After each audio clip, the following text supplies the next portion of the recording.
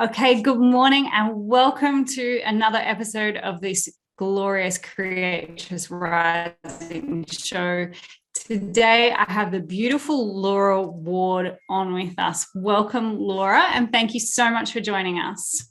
Oh, thank you. My pleasure. Now, I'm going to introduce you properly, Laura, and I really want to read this out so that everyone can understand these amazing words and the achievements and who you really are as a dancer, a choreographer, a somatic movement educator and therapist. Can you say the words for me? Laban, Bartenieff Movement Analyst. Did I get it right? Laban, Bartenieff Movement Analyst. Brave. Okay. You were close. I was close. Awesome. Practicing Embodiment Witch. I love that. I love that. And you are the art director of the Laura Ward Octavia Cup Dance Theatre, which has been going since 1998. That's incredible. And you've taught movement in many venues and to an incredible amount of people over the years. Welcome, Laura. Thank you for joining me. Yeah, thank you. My pleasure. Yeah. So, Laura, can you tell us, just start with your journey into movement? Like, where did this all begin for you and how did you end up doing all those different things and getting to where you are now? Yes, I can. I have to say, I think that I think my parents were very responsible for my choices to be such a mover. Like, I had a baby bouncer when I was little, and I just remember like that brought me great joy. Throw me in that baby bouncer, it locked into like the door frame, and I could just bounce up and down. And I don't think they're even allowed anymore. You know, like they're probably highly unsafe for babies, but it just brought in such a joy of movement to me and to my life. And as I was growing up, my dad, I had a brother and who was older than me, a couple of years older than me, and my dad would wrestle with us. And so we had this house that you could run around, like the living room had two ends, so you could run through, and he'd set up a blockade of like a mattress and every pillow in the house. And we would try and bash our way through, and he would take us and throw us around. And you know, there have been studies done that say that fathers who wrestle with their daughters, the daughters grow up with better mathematical skills and like geometric reasoning. And so, you know, having that kind of spatial activity where somebody, and it's fun and it's playful and a little bit dangerous. Like sometimes, yes, we got hurt, but it was still didn't make us want to stop. Nobody gave up because there was a little, you know, tumble or whatever. So I feel like those were the keys to me being like, I just, it brings me life to be in motion and to be in rooms with other people moving and teaching movement, dancing with my dancers. Many different variety packs of movement are just they're the shizzle for me. Fantastic. And so that's where it all began. But tell me about your journey. Like, so you've been art director at Octavia Cup Ballet Theatre since the late 80s or late 90s, 1998. Yeah. And so did you start with ballet?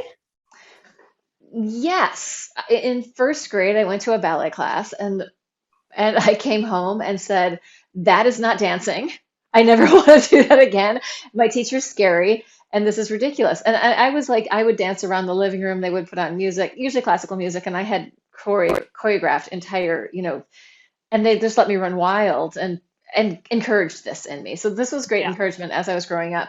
But both my parents are academics. And my mom was in the field of health, my dad, agricultural and economics. They both did international work. Mm-hmm. So they thought that I needed to go to university and that my life would blossom out of university. And I was like, I really want to dance. And my parents were they discouraged it. They were like, yes, it's a wonderful hobby. Go do it. You know, we'll come to your shows. They were really very encouraging, but that's not a lifestyle that can sustain you. Like you can't. And so, yeah, as I kind of just had to go my own way a lot. So I ended up pursuing it sort of on and off because I had obviously a lot of weird traumas about going that way because of the messaging that I'd been given as a child, like, yes, yes, but no. So I always had to kind of make my own way, which is why I have my own dance company, because it was like I'd go to auditions and I'd see them and be like, what? I wasn't getting picked for things. And then I did get into a ballet company and in my early 20s. So that's pretty late for the ballet world. And Yeah. it was just a small regional ballet company. And I I learned what I don't want to do more than and I was like, you know what? I need to just do this my way. Like I had studied so many different styles of movement. I was dancing capoeira at the same time as I was doing ballet. I studied Haitian dance. I studied lots of different, I danced for a Brazilian dance company really briefly. But like I Mhm. was doing a lot of folkloric dancing. I was doing a lot of really rhythmic dancing, which is sort of the exact opposite of ballet. And then I Yeah. studied Laban movement analysis, and I was like, oh, it's all possible. I can do all these different things, and each different thing has a different embodiment, has a different flavor, has a different joy or, passion to it. So that's kind of the big sandwich. Amazing. And then tell me more about somatic movement and how that kind of intrigues you, why that intrigues Yeah. you. Yeah. So in the Laban Bartenieff movement, Irmgard Bartenieff was a physical therapist who was one of the pioneers in dance therapy and sort of Mhm. art therapy. And she really focused on the experience of the inspiration through fun and play. And like, so it wasn't this is how we're going to do it, stick on you, here's how you do it right. It was more like, how do we discover this freedom of being in the experience of the movement as opposed to the performance of the movement? So a sort Mhm. of different take. So the somatic work is really coming into movement from, this is what it feels like in my body. We might just say a more embodied approach to being moving. I mean, obviously we're all Yeah. embodied, we are here in bodies, but how much are we paying attention to the sensations and the wisdom within our own body? So Mm. the somatic version of movement is listening in with our consciousness and our awareness to what's going on in my cells, what's happening inside. Like, what if I slow it down? What if I don't force my body to do something, but I allow something to come from my body, or I listen to my body, or I move into what feels like it's a relief instead of like a force, a push. Yeah. Beautiful. And so how do you move in your daily practice? You do a lot of stuff, a lot of different things with a lot of different students, but what really lights you up now? There are two things that light me up. And they're kind of the polar opposites. And in a polar, one of them is pole dancing because it's so much fun and it's so body positive. Like in the studio, all different shapes and sizes. As a ballet dancer, like my body was never right. I always felt bad about myself. I never like I could put on my costume and wear it without complaining. But if I was in class, I had a t-shirt covering up my boobs, covering up my belly, like I was covered. And Mm-hmm. in the pole studio, and I'm 52 and started at 50, it's like, oh, you're wearing a tiny little outfit and it's right there. And it's like, and that's fine. And that was such a freedom to be like, this is my body. And it's fine as is. I don't need to fix anything. I don't need to change anything. Look at all my bruises from doing the pole. Like, I don't need to hide them. I'm not being beaten. Like, I always have to tell my classes when I'm Yeah. teaching somewhere else, this is not a domestic violence situation. I do this to myself. So that's one of the things that I do. But in order to be able to do that, I started teaching in my 20s pretty shortly after studying movement analysis, and I started teaching like a very not Pilates class at the gyms in New York City. Mm-hmm. And it was very much taking in like the stuff I'd learned in movement analysis, like how do I balance my upper and my lower, my right to my left, my contralateral movement. So it's very holistic approach that these are the developmental patterns that human babies go through to learn how to move. And so it's going to tone your nervous system, hydrate your joints, hydrate your muscles, and even work with your organs. So there's freedom in there. They're not clamping it down. So I do this thing, I call it somatic mat.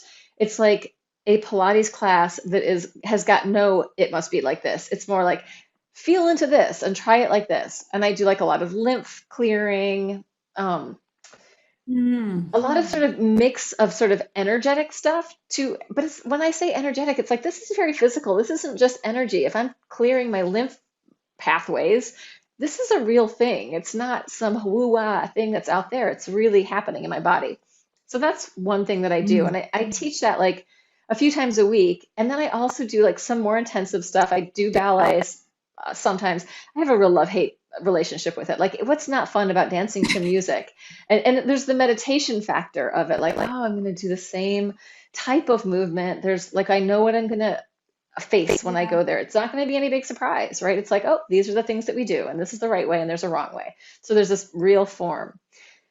Then the other total side is this class that I started offering during the pandemic, and I call it role play. And it's really about rolling around on the floor and letting your body like yield into the floor, like creating a different relationship with the earth, creating a different relationship with your body, like very self-accepting. And I have people in bed that are, I'm like, you can do this in any way. So really what I'm doing is Mm. bringing in breath, sometimes sound and micro movement. And each class sort of has like a theme or two. And one of them might be self-forgiveness. That's a big one that I'm working with right now because I feel like if we can't find the room in our hearts for ourselves, how can we do anything anywhere? So I feel like that's just a huge one that I spend a lot of time with. But it could be something like, how do we relate to our body? Like, how do we feel gratitude for our hands, for our cheeks, for whatever we've got? Like, this is what we're here with. So it's very much allowing movement, allowing our nervous system to unwind, allowing our fascia to sort of renegotiate the fluid systems in our body and our fluid systems to renegotiate. So it's really about creating coherence in our organs as well as in our movement. And then as we're doing that, we're offering the possibility to release these stuck patterns in our body, like these holding patterns, like that we've taken on to support ourselves in the world. Like, I talk about resistance sometimes. There's the resistance, like you come into something, there's a new person, you're not sure, am I safe? Like the resistance can be discernment, like, is this right for me right now? And maybe it's not, maybe it is. Or the resistance can be self-sabotage, where it's like, I can't open myself to this idea, right? Where I'm like, I'm blocking it. So Yeah. I play with all of these different ideas so that people can come into hopefully a more loving relationship with themselves and also feel supported that we can tune into our tissues as support. We can tune into the fluids in our body as support. We can tune into our bones as support because really that is what's supporting us. So it's a lot Yeah. of that type of work. Yeah. Beautiful. So Laura, if there was one thing that you could really help every woman to understand about her body and to help get more connected to her body, what would that wisdom be? Do Yeah. share. I have something that I like to say, and that you are the main ingredient in your life. And you need Mm. to put the money in the bank of the main ingredient, right? Like, don't go taking the energy, your money for you and spend it over there. Like, bring it back in. Like, we need to create, and it's so funny that like even our language kind of sucks because it's money, value, blah, blah, blah. But what I'm really talking about is self-love and self-care and like taking the time to go in and feel like I feel like if we listen to our bodies, every answer is there. You just tune in and it's like, is there a yes or a no? Right? And let me also say, if there's a maybe, that's a no. Because you know when it's a yes, right? So like when I'm shopping, I'm like, should I get this? Shouldn't I get this? Like, no, I don't get it. You don't really want it. If you did, you would know you wanted it. So it's like, yeah, main ingredient. Take care of the main ingredient and invest in the main ingredient. Put your energy so that you're not like spurting it off in all these directions that aren't actually helpful for you. Because if you aren't actually nourishing the system of yourself, the organic system of yourself, then you're not helping anybody. And the model that you're offering is also a little toxic, right? So like if you've got kids, but you're doing every single thing, that's, that modeling is this perfectionism that, oh, I can take care of it all and I can take on more and I can do, this like superwoman modeling is toxic, if Yeah. not to you, but to your child or, yeah, that And type their of thing. children. Yeah, it's these generations, right? Like, and I mean, there have been Yeah. some strong women in my history, and it's like, okay, I don't need to keep holding up this idea of how to move forward. Like, I can sometimes step back and then close and come into myself, right? To like sometimes the self-care is nope, not going forward right now. I really just need to come into myself. Yeah. Yeah. And so what wisdom do you have for women who are really new to that? Because I feel like for you, you've been so deeply embodying this for such a vast chunk of your life. And you work with people who other dancers and movement educators and all those kinds of things. But for somebody who's really new to even just the word embodiment, what does that really mean? And how do we really, because we're so focused with our brains and our thinking and what's going on and how can we control the situation, that for some women and for some of us here in this community, it's like it's a new thing to even think about living within the body. Yeah.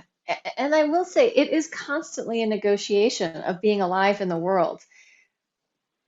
So here's the way that I would look at it is one, there's two ways I'm going to look at it. One is like it's a meditation metaphor. Like if this is us normally, what if we just let go of some of that tension, right? Just let go of some of the tension in your hand. If you're holding on so tight, what if you that's not an activity, that's an undoing, right? So a lot of what we have to do is undo. We don't have to undo it all at once. Like go slow and be gentle. It could be an hour. It could be half an hour a week. It could be like, oh, I'm going to take 5 minutes in the morning and I'm just going to feel my breath. Or I'm going to take 5 minutes in the morning and I'm going to, just take more time before I get out of bed. I'm just going to stretch a little bit more. I'm going to pandiculate. There's a big word. Right? So taking slow little baby steps to do it and then like unclenching the fist of your life, right? Maybe you can't unclench the whole thing at once. Maybe it's just like, oh, one finger. I feel like through different meditation practices that the idea of noticing when I'm grasping. Am I trying to do that? And if I'm grasping, if I'm pulling, if I'm reaching, back off, right? Just back off and see what happens. Like give things space to happen. So you're not forcing it all to happen. I'm the queen of the Yeah. forcers, right? I've learned from experience, doesn't work. Yeah, absolutely. My favorite little practice at the moment is slow transitions. So, I'll do this interview here with you, and then it's probably time for me to go and have breakfast. But instead of just packing up the computer and running in there and, probably cleaning some dishes and doing this and doing that, I'll just take a breath and then I'll get up and I'll go into the kitchen and I'll feel into, okay, what do I feel like for breakfast? And then before I, tidy up and come back in onto the computer, I'll just have a moment, I might stand outside for that moment. And then before I, even just tidying the house, it's like you got to dishes and laundry and mopping and vacuuming and all those things. And it's so easy to just go one thing after another all day because we're so capable, we're so capable. But the trick is to break that cycle of because otherwise you get into bed at night and you're still like and you wake up the next morning and you're still like straight away switching on. So my practice at the moment is slow transitions. That sounds awesome. Yeah. Yeah. I have one that's like that. And it's eating with the earth element.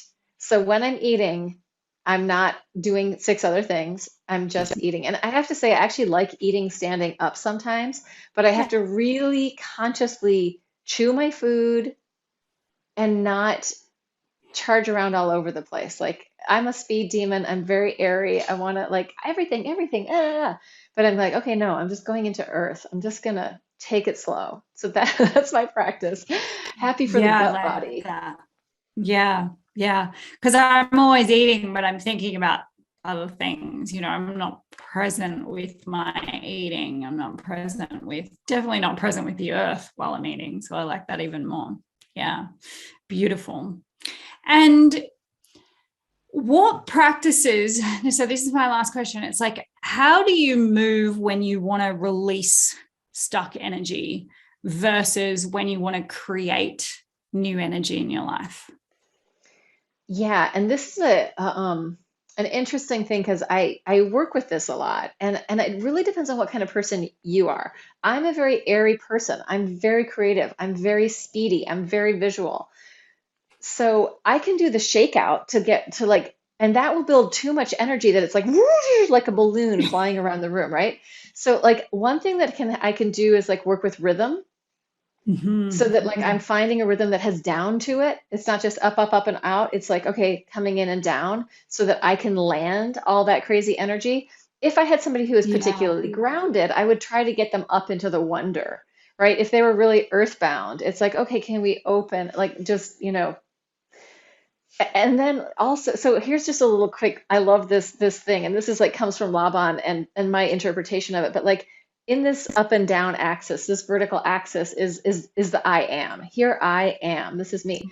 In this horizontal, it's like, oh, it's us, it's we are. Here we are. And we're sharing and caring. And then in this forward and backward is discernment and action. And I think of that as the will. I will do something. So I can take my idea, like let's say I need to galvanize to move forward. I can take the thing I want to do and put it out there in front of me. So I'm pulled towards it, right? Or I can be like, wait a minute, this isn't quite the time for this. I'm going to put it behind me for right now so I don't need to be spinning my wheels on it. So I use the ideas of space and geometric space to like place things around that are going to draw me to them or push me away, or I can push away and say, "Oh, I don't need to think about that." Does that kind Yeah. of answer the question? Yeah, yeah, I feel so. And given me so many more questions. But I'm like, I really like that. um, yeah, fantastic. So your version of creating it is through space, even through space more so than movement. Is placing things in their right. Yeah, and but then it's moving either towards or away, or like, do I need to be here? Like, do I need to gather in my community? Like, here, that's the table. Let's do that at the table. Do I need to Yeah, be in my space? Do I need to get bigger? Like, that's the door plane. I'm getting big. Do I need to get forward, move forward? That's the wheel plane. I'm moving forward. I'm rolling yeah, with this. So yeah, it's like, great. but it is movement within those ideas. Like, yeah, and I'm just seated, so it's like it's easier to talk about it in this, but I'm always Yes. like in alive in movement. Yeah. And so then if there's something that you're moving forward to, you would put a track on that's going to, got some of that forward movement, and you would meditate into that as you move. Totally. In fact, Yeah. there's certain things like the Brandenburg Awesome. concertos are great for house cleaning. Like I used to listen to like Indian raga music to sew. Yeah. So like different things that I do have different rhythms. And if you tune into the rhythm of a thing, sparks, you want to get up, put on some sparks and like dance around the house while you're making it all happen. Yeah. Yeah. Amazing. I love it. Laura, thank you so much. Today's call was really inspiring and really, really insightful. And I feel like I am just so ready to dive into some of your content that you're popping inside the app. Do you want to talk about any of that? Do you want to Yeah. share some of the things that you're going to expose us to? Yeah, I do. So I talked about the three things that I'm going to offer in the app. And the first Yeah. one was the somatic mat, which is exercise. It is sort of fitnessy, but it's also really present with your body. You're not trying to fix anything. You're trying to align so you're in harmony with yourself and hydrating things, getting it all alive and balanced through the nervous system. And it is like a lot of familiar movement. Sometimes people are like, wow, this is kind of like I went to a physical therapy. It's not totally out there. Some of it's out there. That's one thing. Then the other thing is the role play stuff, which is like small micro movements or rolling around on the ground in order to really come into resonance with your path of maybe releasing the things that are holding you back or coming into health or coming into alignment, like into right relationship. Like as a ballet dancer, my God, it's taken me a long time to be okay with my body. And like, my God, there's nothing wrong with it. As a human, I was kind of fine, but as a dancer, not fine. And I like, until pole dance, and then I'm like, yeah, it's all good. I don't care what's hanging out where. You can see it. Great. Yeah. Um, and then the last one is I do teach some of that Laban stuff of using space and moving in the space. So we could say it's the six directions, and we could align that even with north, south, east, and west, above and below. So there's, you know, metaphysical stuff that people have been dealing with since, Plato, the Platonic solids that I also teach. Awesome. Well, I'm really looking forward to jumping in and having a play with all of that, because it just feels like it's going to expand my vision of movement, and expand my my awareness of movement within my body. So I'm really excited about that. Thank you so much for joining me, Laura. You're welcome. Such a pleasure. Yeah.